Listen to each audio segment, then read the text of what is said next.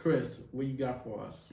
Yeah, so I really wanted to touch on just how killer the Louisville market is right now in terms of buying and selling, investing, and why that is. And really, you're talking about historically low interest rates for mortgages, and really just Louisville as a city, how we continue to build.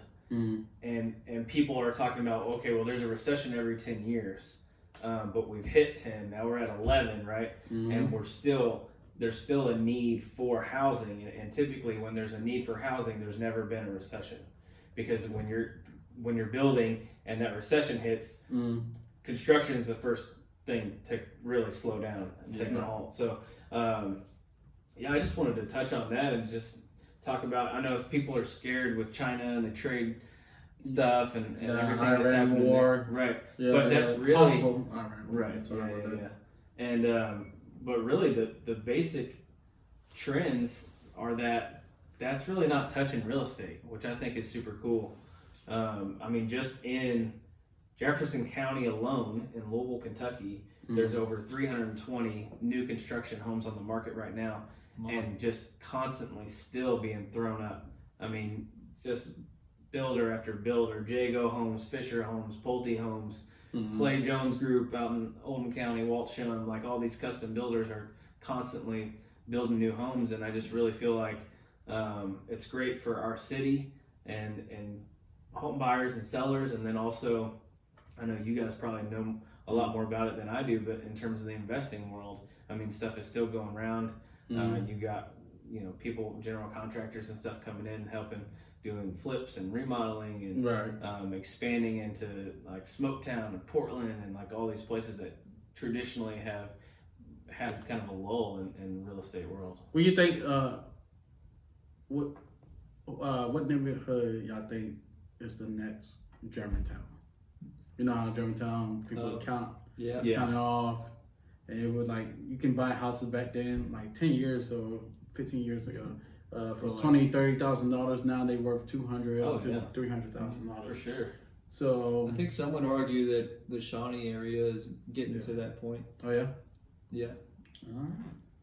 I think it's not too far fetched. I think we're actually seeing a lot of houses go for over 100 and plus, like some like 150 over there. Yeah, I think kind of crazy, isn't it? That's wild. Yeah, Camp Taylor is a good one, up and coming. Yeah. Shoot, the real estate market. That's the thing about real estate market and people trying to predict. Like they say, oh, the bubble gonna pop. Yeah, I don't agree that just because it's been X amount of years since the last one, therefore the next one is equal to this amount of time. And I just think there's too many variables. You can't just put like you said, a timestamp on when it's gonna happen, right? That's just kind of, I don't believe in all that. Humans are the worst, worst people, species to predict anything. Right. So yeah.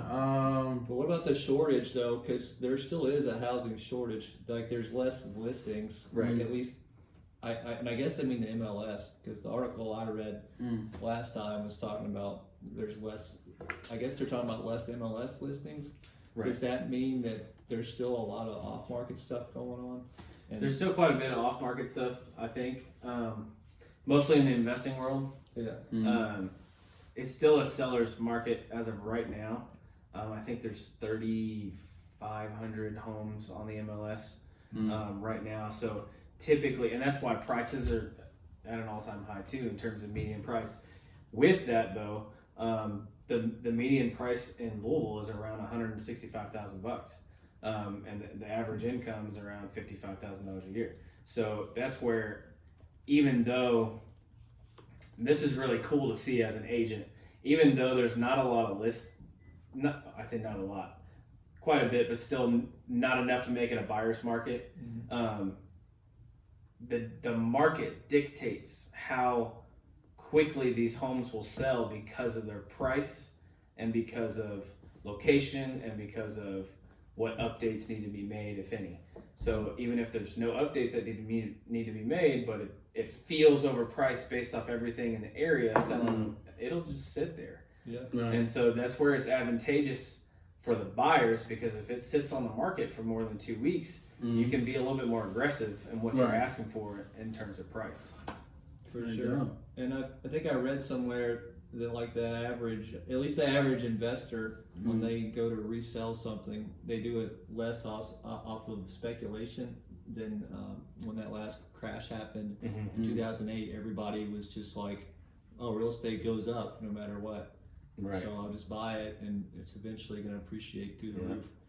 And there seems to be a lot less of that going on now. The average investor is much more conservative in their buying approach, and they're more educated on what this thing will actually sell for. Sure. So I thought that was interesting too. There you go. And I think there's going to be more houses for sale, especially with this new Section 8 coming up. You know, that twist landlords to rent out to Section 8. Right. So who knows?